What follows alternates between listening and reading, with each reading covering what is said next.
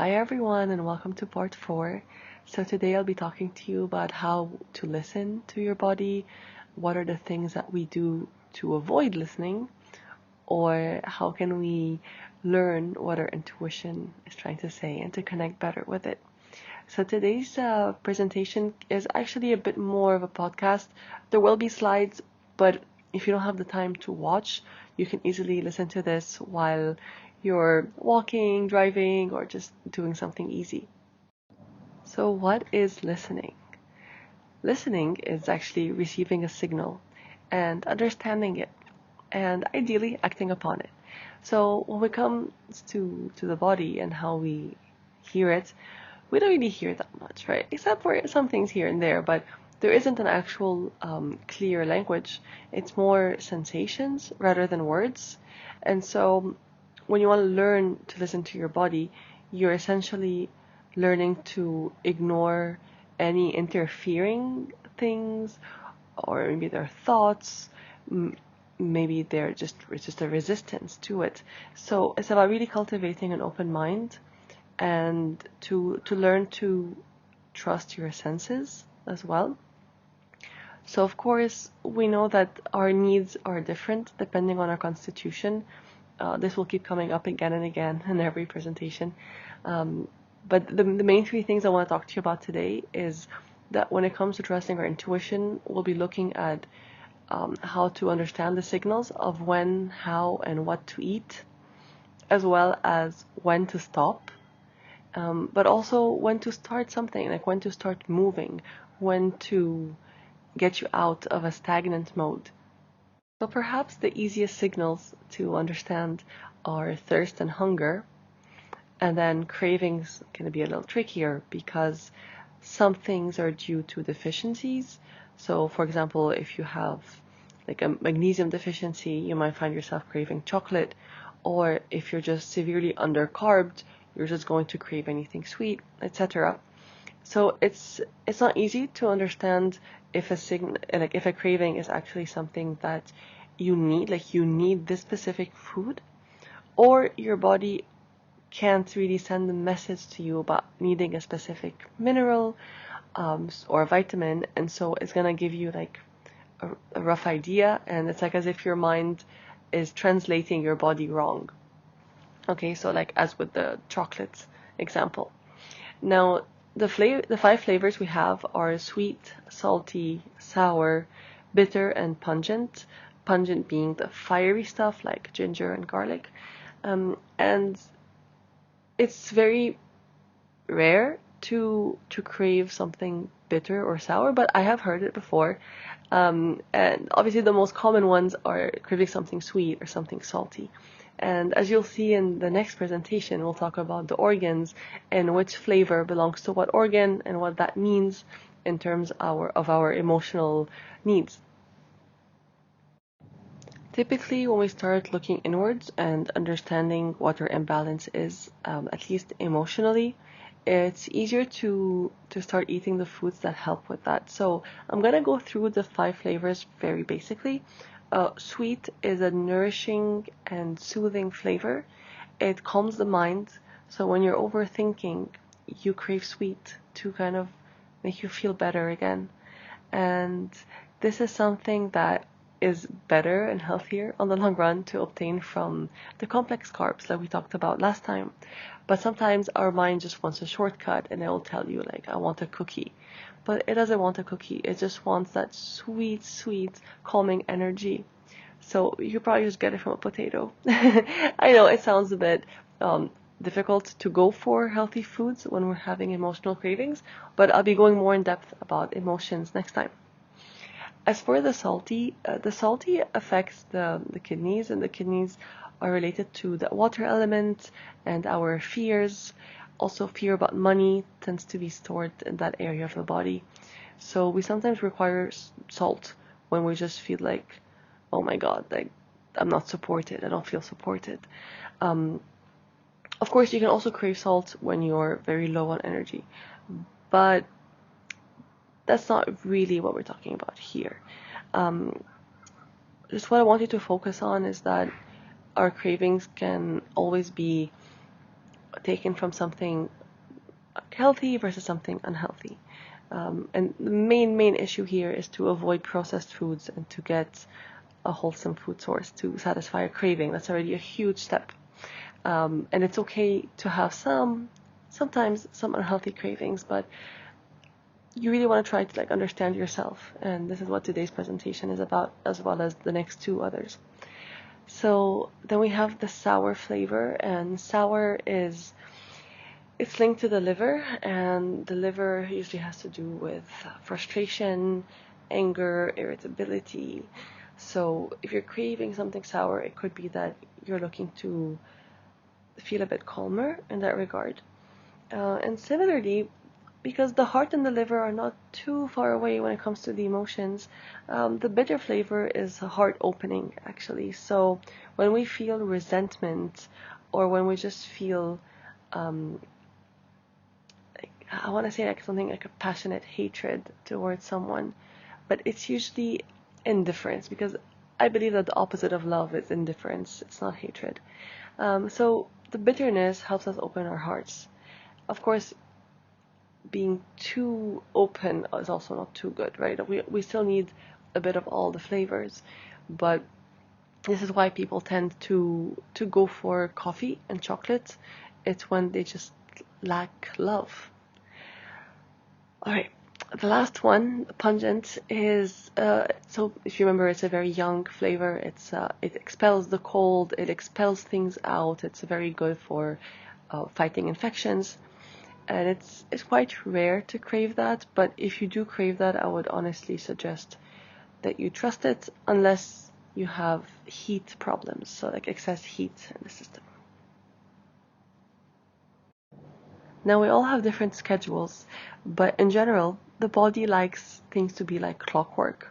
So it's important to eat at the same times, to go to the bathroom, or just try at the same time, and to go to bed as well on schedule.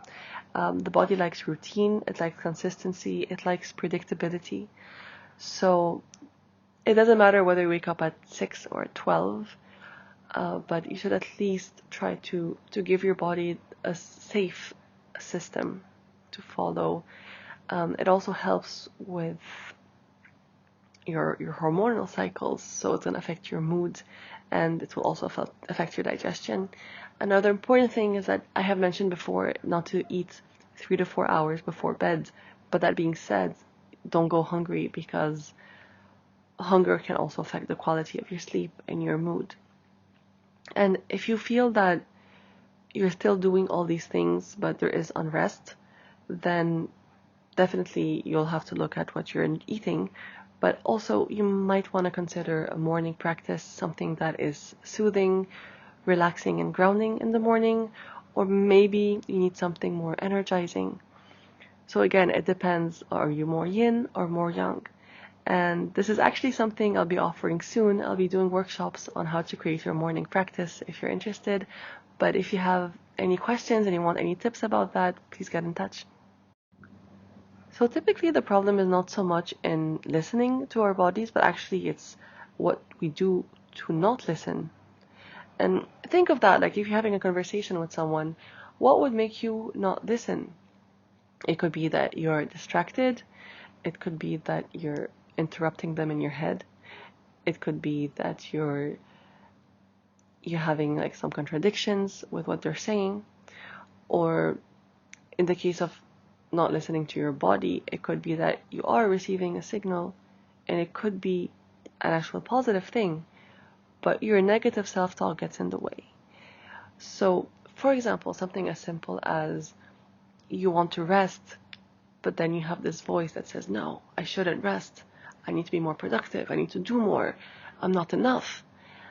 Or something like you're actually doing pretty well on a diet, but you're worried that maybe you're going to gain weight like that, or maybe it's not sustainable, or maybe it goes against any previous beliefs.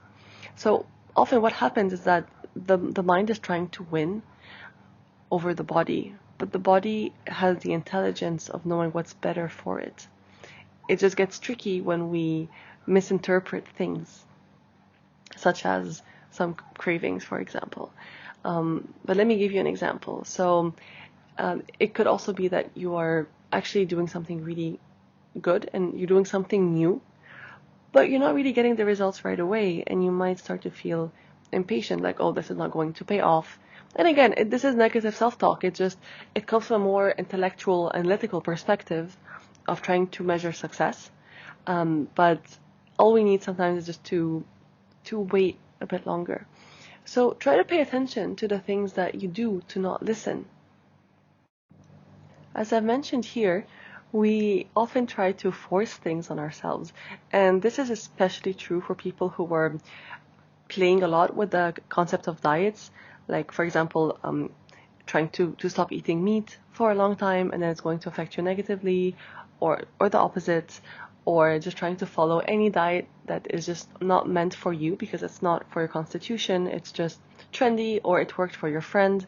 And so when we try to force things, it's important to be very mindful of all the side effects that could come from this. And just some examples would be weight gain, or maybe unwanted weight loss, mood changes, weakness, falling hair, pale face, pale skin, breaking nails, acne, allergies of all type, gas and bloating, unusual bowel movements, changes in periods and PMS, and a decreased or increased appetite, which again may not be something good.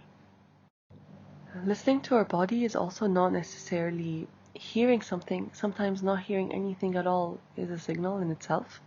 So for example, if we are stagnant for too long and we need to move, so if we've been not moving enough physically, or maybe there is just a general feeling of boredom or feeling slow, tired, lazy, which is very normal after a long day. But if this is the norm for several days, then there is probably a chi stagnation. So the energy is blocked and it needs to start flowing again.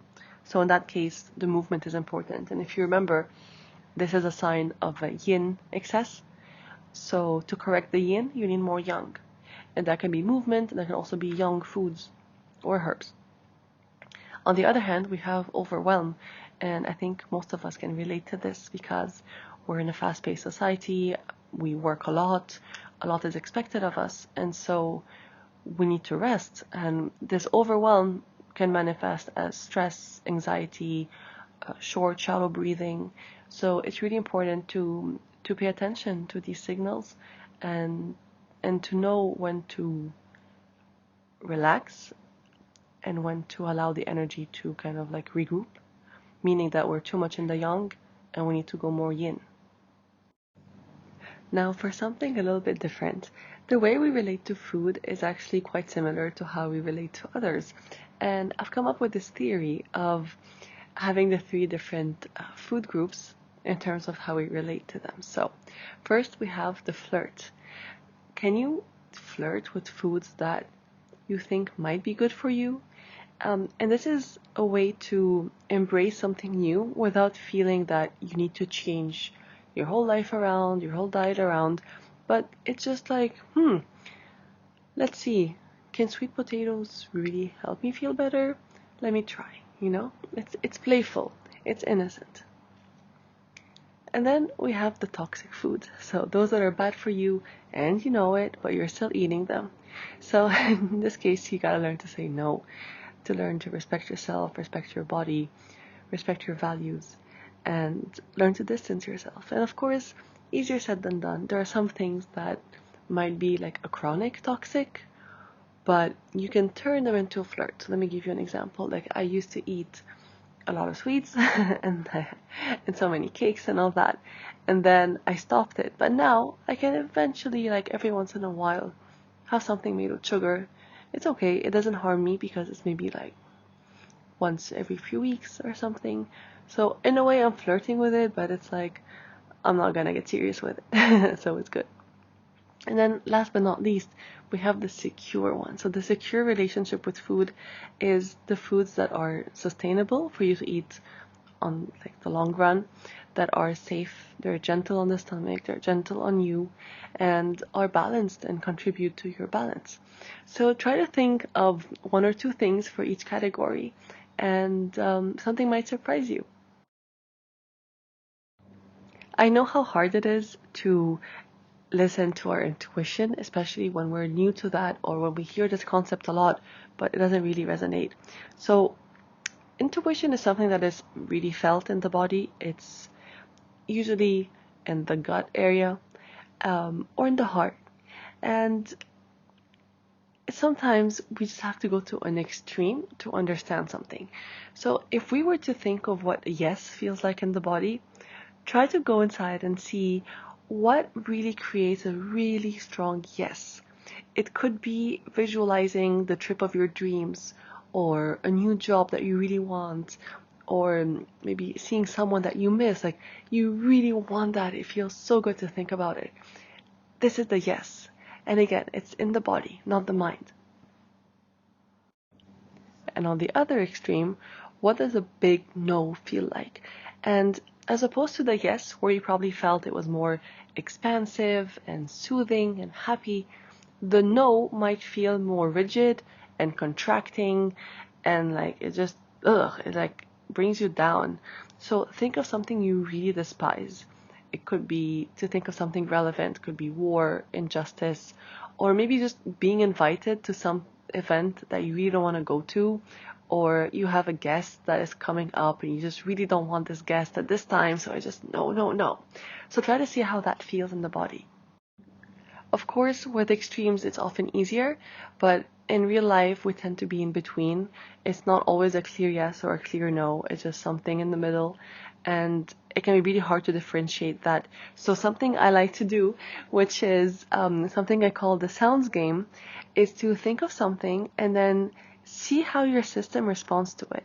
And what you would do is you would just make a sound for that. So, for example, let's say I'm telling you to drive for 8 hours nonstop. Might not feel like the most exciting thing to do, right? Or maybe it is. Maybe it's to go see someone you really miss and you would totally be okay with a long drive. But let's say if I tell you now to climb a tree or to run on the beach, try to make a sound like, hmm. Maybe something you really, really don't want. So if I say like, do 100 push-ups, you'll be like, no, I don't want to. And to give you more cues, it could be something like, wear your favorite color. Or eat a mango. Have a glass of water. Eat a piece of meat. Imagine a big bowl of your favorite summer fruit. So maybe in the summer you would go, yes, I would love that fruit bowl, of course. But what if it's not the season? What if it's winter now and you don't really want that fruit? So it's not always the mind, because the mind will think that, oh yes, I always want the summer fruit. But the truth is that in the moment you might not be needing it. Your body is not responding to it positively. So you really want to just be playful with this throughout time, as there is no fixed response. It's something that will just keep changing according to your circumstances. Alright, so that's it for today. And what I ask of you is to go to your kitchen, maybe open the fridge or the pantry, and look at least 5 different ingredients and make a sound for how you feel. Like, ask yourself, does my body want this right now? And allow it to make a sound. It might surprise you, but it might not. But please share with us on the group so that we can connect through this playful game. Thank you and have a nice day.